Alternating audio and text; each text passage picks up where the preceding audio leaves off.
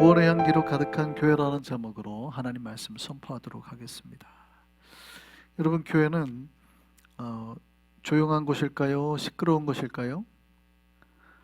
교회는 조용해야 될까요? 시끄러워야 될까요? 어떤 분들은 교회는 조용해야 된다고 생각합니다.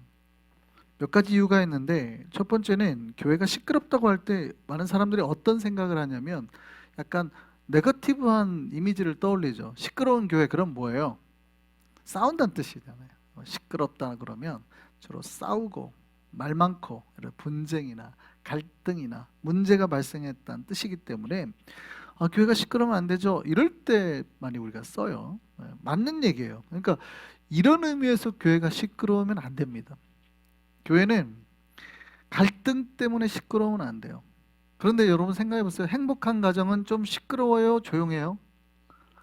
시끄럽죠. 행복한 가정, 여러분 문제 있는 가정도 시끄럽지만 행복한 가정도 시끄러워요. 그냥 막 대화가 나니까 애들이 하하하 웃고 막 조용하지 않아요, 절대. 오히려 조용한 가정이 좀 문제가 있어요. 대화도 없고, 그죠? 물론 썰렁 이거 이거 곧 큰일 났네. 뭐 곧 뭐가 어둠이 임할 것 같네. 이런 느낌, 막 서리빨이 임할 이런 느낌이 들면은 오히려 문제고, 오히려 행복한 가정, 화목한 가정 뭐예요? 약간 시끄럽죠.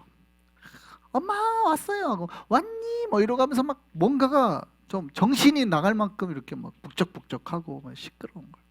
그러니까 시끄럽다는 의미에 두 가지가 같이 있어요. 문제가 있고 갈등이 있어서 시끄러운 것도 있고, 행복하고 화목해서 시끄러운 것도 있다는 거예요. 그래서 보통 우리가 처음에 시끄러우면 안 돼라고 할 때는 보통 첫 번째 생각을 많이 합니다. 교회가 싸워서 시끄러우면 안 된다. 근데 거기에는 맞는 얘기죠.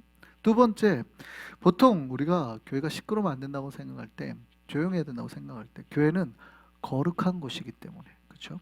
이것도 맞는 얘기예요. 교회는 거룩한 곳이기 때문에 너무 교회가 막 수다스럽고, 이것도 약간은 우리가 생각해 볼 필요는 있어요, 그죠? 근데 교회가 때로는 조용해야 될 때도 있어요. 기도할 때, 뭐 기도할 때 물론 통성으로 기도할 때 있지만, 교회 왔는데 예배를 드리는데 새 가족이 많으면 시끌시끌합니다. 당연한 거예요. 근데 이제 우리가 어느 정도 훈련이 된 사람들이 있는데 와가지고 진짜 내가 올 때 뭐 다 기도하고 있는데 혼자 크게 얘기하는 거예요. 올 때 그냥 집에 가스불을 켜놓고 왔네. 막 이런 이상한 거죠. 그러면 뭐예요? 교회가 기본적으로 하나님 앞에서 내면을 정리하고 조용해야 된다라는 그런 생각을 못 가지고 있는 거예요. 그래서 교회는 거룩하다는 생각을 하기 때문에 일반적으로 조용하다는 것과도 연관이 있어요. 묵상을 하면서 주님을 만나고 있는 것. 그런데 여러분, 이런 교회도 조용합니다. 잠자고 있는 교회, 아무것도 안 하는 교회, 영적으로 잠자고 있는 교회도 조용해요. 아무것도 안 해도 조용해요, 사실은. 아까 말씀드렸죠. 가정이 아무런 대화 없이 조용함, 행복한 가정이 아닌 거하고 똑같아요. 교회도 우리가 거룩해야 되는데 만약에 영적으로 잠자서 만약에 조용한 거면 이거 사실은 좋은 건 아니에요. 그래서 교회가 조용해야 될까 시끄러워야 될까 말할 때 기준에 따라서 해석이 바뀔 수 있죠. 교회는 조용해야 돼요? 시끄러워야 돼요? 좋은 의미로 조용해야 되고 좋은 의미로 시끄러워야 됩니다. 할렐루야. 그래서 시끄러운 교회가 좋은 교회냐? 싸우느라고 시끄러운 교회는 절대 좋지 않아요. 그런데 막 새가족이 많아지고 막 그러면 이제 우리는 벌써 조용하잖아요. 이게 익숙하다는 뜻이에요. 근데 이제 처음 교회를 나오시는 분들은 잘 모르니까 애들 데리고 오고 그러면 애들도 막 돌아다니고 막 시끌시끌하고, 그러면 이 기존 교인들이 가끔 화를 내는 경우가 있어요. 목사님, 예배가 이게 뭡니까? 그러는데 사실 그거는 당연한 거예요. 당연한 거. 새가족이 많아지잖아요. 당연한 거예요. 오히려 우리가 이해해야 되는, 아직은 익숙하지 않다는 뜻이기 때문에. 그러면 어떤 느낌으로 받아들여야 돼요? 전도가 많이 되고 있구나, 이렇게 받아들여야 되는 거예요. 근데 그거 잘 모르고 이제 막 그게 싫은 사람들은 막 소리도 치고 짜증도 내고 막 교회 왔으면 배워야지 막 이러시는 분들이 있어요. 근데 그거 잘못하시는 거예요. 그러면 안 돼요. 그러니까 교회가 조용해야 되지만 너무 조용해도 안 돼요. 새 가족이 많이 와서 시끄러운 거는 좋은 거. 또 이런 게 좋은 게 있어요. 일을 많이 하면, 하나님의 사역을 많이 하면 시끄러워집니다. 제가 칼럼에도 썼는데, 여러분 아무것도 안 하면 조용한데 일한다고 하면 어떻게 해요? 들락날락거리죠. 교회가 차도 왔다 갔다 왔다 갔다 왔다, 사람도 왔다 갔다 왔다 갔다. 여러분, 교회가 이렇게 오래돼 가지고 닳고 막 건물이 닳고 구멍이 나고 이러면 좋아요, 나빠요? 나쁘죠. 근데 교회의 문턱은 닳아지면 좋은 거예요. 할렐루야. 사람들이 많이 다녀가지고 이렇게 발을 밟아가지고 이렇게 해가지고 닳아지는 거는 좋은 거예요. 그만큼 많은 사람들이 왔다 갔다 해요. 그러니까 우리 한성교회가 교회 문턱이 다 닳아지기를 소망합니다. 요즘에 이제 우리가 바자 준비하느라고 이번 주에 바빴어요. 여전도에서 바자 준비하느라고 이 바자 수익금으로 선교비 마련하려고 지금 하고 있죠. 이 바자를 위해서 회의도 하고 기도도 하고 많은 준비를 한 것 같아요. 오랜만에 바자고 어쩌면 바자 처음 하시는 분들도 많으실 텐데 보니까 아주 잘해 주셨더라고요. 물품도 미리 모으고 또 딱 처음이니까 너무 무리하게 하면 지칠 텐데 딱 그 라인까지 한 것 같아요. 그래서 너무 잘 준비하셨다. 이렇게 딱 그래서 한번 해봐야 돼요. 한번 해보면 다음에는 요 정도 더 할 수 있겠다. 요 정도 더 할 수 있겠다. 느낌이 오거든요. 너무 잘하신 거. 그러다 보니까 주중에도 모이시고 와서 또 뭐 물품도 갖다 놓고 와서 뭐 어떤 분은 소분하시고 어떤 분은 와서 뭐 배추 절이시고 어떤 분은 와가지고 또 김치 담그시고 뭐 하여간 물품 각 그 자기가 해야 될 파트별로 오셔가지고 일주일 내내 분주했습니다. 분주. 잘하신 거예요. 여러분, 저는 이번 여전도에서 바자 준비하는 거 보고 아주 기뻤습니다. 그러니까 제가 목회하면서 꿈꾸는 목회상이 이런 거예요. 드디어 우리 교회. 제가 꿈꾸는 그러니까 저는 목사는 뭐 하는 사람이에요? 목사는 기도하고 말씀 전하는 사람이거든요. 원래 목사는 기도와 말씀에 전무해야 되는 것이고 그 기도와 말씀 가운데 성도들이 은혜를 받고 깨달으면 어떻게 해요? 성도들은 움직이는 거예요. 근데 이민교회 와서 제가 항상 힘든 건 뭐냐면 성도들이 목회자한테 자꾸 움직이기를 바라시더라고요.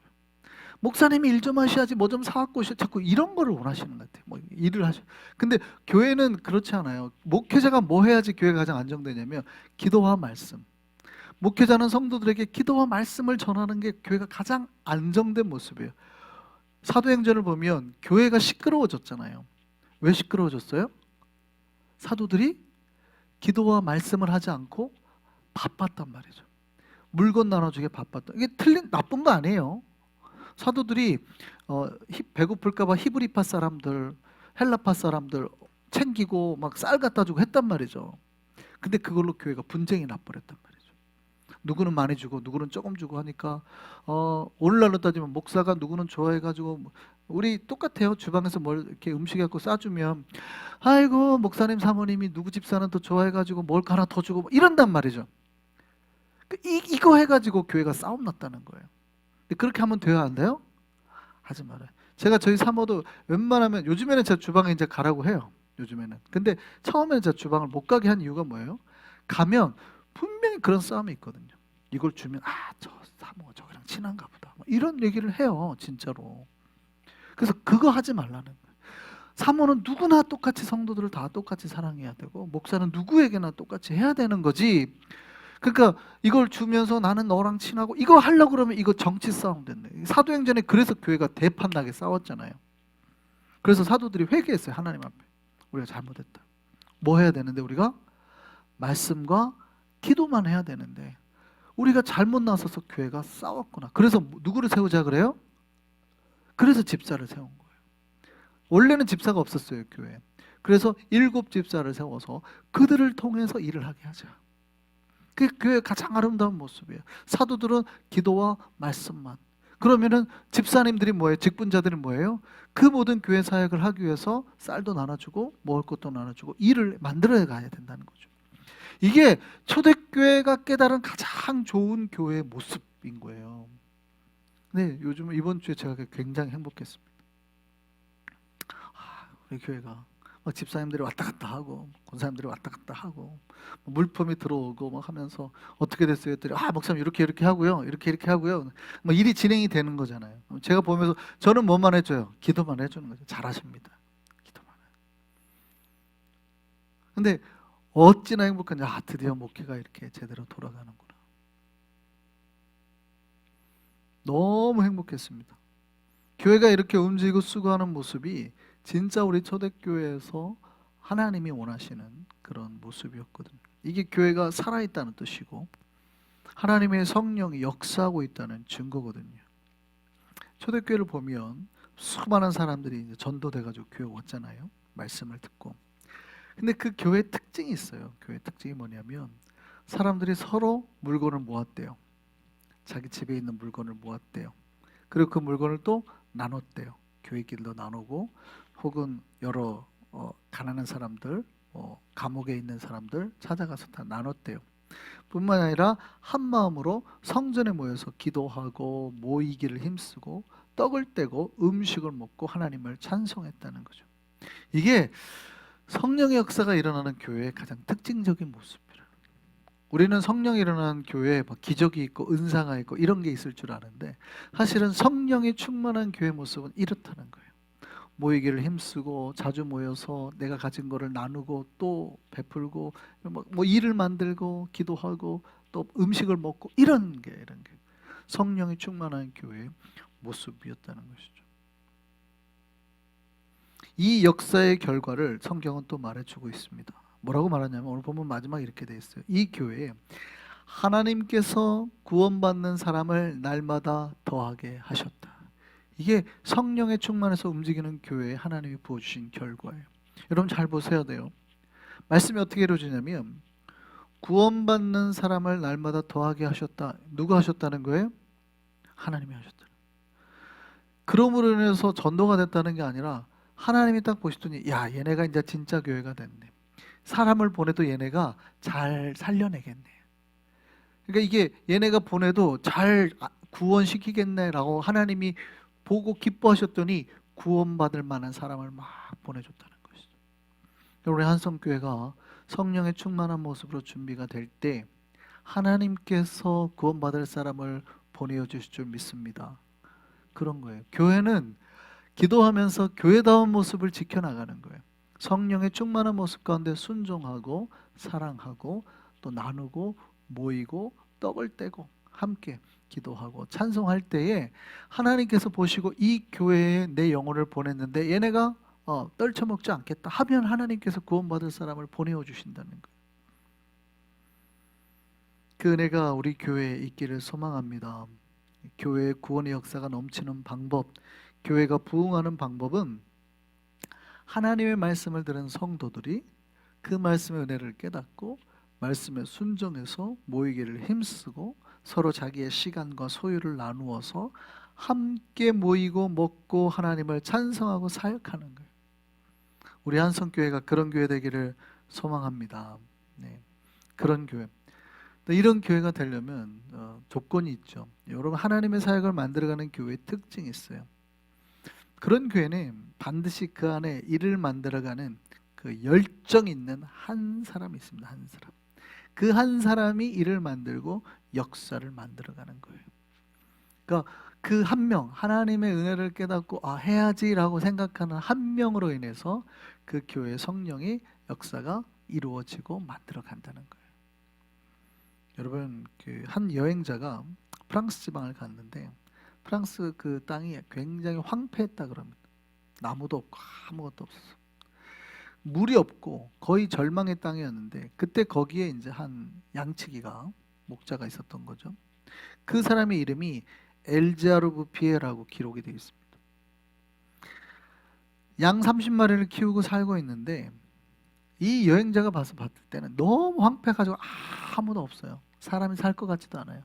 근데 이 사람이 봤는데 이 양치기가 뭐 하고 있나 봤더니 하루에 그 씨앗 100개씩 그날은 이제 도토리를 심고 있었대요.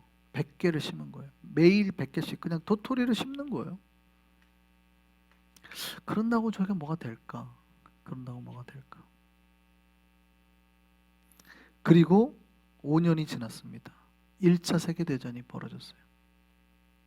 1차 세계대전이 반발하고 그 전쟁이 끝나고 그 여행자가 9인이 돼서 그 지역을 다시 방문했습니다. 그랬더니 그 지역이 놀랍게도 완전히 새로운 땅이 돼 있었다는 거예요. 나무들이 가득한데요. 숲으로 변했을 때 분명히 아까까지만 황폐한 땅이었잖아요. 물도 없고 나무도 없는. 근데 거기가 이제 완전히 자작나무, 밤나무, 갈참나무, 그러니까 도토리나무죠. 꽉 차가지고 아름다운 숲을 만들고 있었대요. 5년 만에. 거기가 남프랑스에서 가장 아름답고 살기 좋은 프로방스 지방이라고 해요. 그 프로방스 지방이 그렇게 탄생이 된 거예요. 여러분, 우리 많은 사람들이 그렇게 생각하죠. 이 땅이 황폐하면 어떻게 해요? 다 그냥 피해가요. 떠나가요. 그렇죠? 그런데 그렇지 않고 그 자리에 있는 한 사람, 씨앗을 심은 한 사람으로 인해서 5년 만에 어떤 역사가 일어나요? 사람의 살기 가장 좋은 땅으로 변하게 됐다는 거예요. 여러분, 여러분의 가정과 여러분의 직장과 환경이 어렵습니까? 사람들이 살기 힘들어서 다 떠나가는 지역입니까? 내가 먼저 씨앗을 심기를 바랍니다. 복음의 씨앗을 심고 기도의 씨앗을 심고 씨앗을 심는 거예요. 하루에 100번씩만 심어보세요. 어떻게 돼요? 5년만 지나면 여러분의 집이, 여러분의 직장이, 우리의 교회가 가장 사람들이 와가지고 살기 좋은 땅으로 변하게 될 줄 믿습니다. 계속 그거를 했으면 좋겠어요. 그 한 사람, 우리 한성교회 그 한 사람, 그 한 사람이 필요하다는 거죠. 그 한 사람을 저는 많이 봤어요. 그 한 사람으로 인해서 일이 진행이 되는 거죠. 우리 한성교회에 그 하나님의 열정으로 가득한 한 명으로 인해서 우리의 사역이 날마다 넘쳐나기를 바랍니다. 우리 한성교회는 지금보다 더 아름답게 주님의 교회가 될 줄 믿습니다. 더 아름다운 일들과 사역을 감당해서 주님이 기뻐하시고 주님의 복음의 씨앗을 더 넓게 전파하는 주님께서 자랑할 만한 교회, 그 아름다운 교회가 되기를 소망합니다.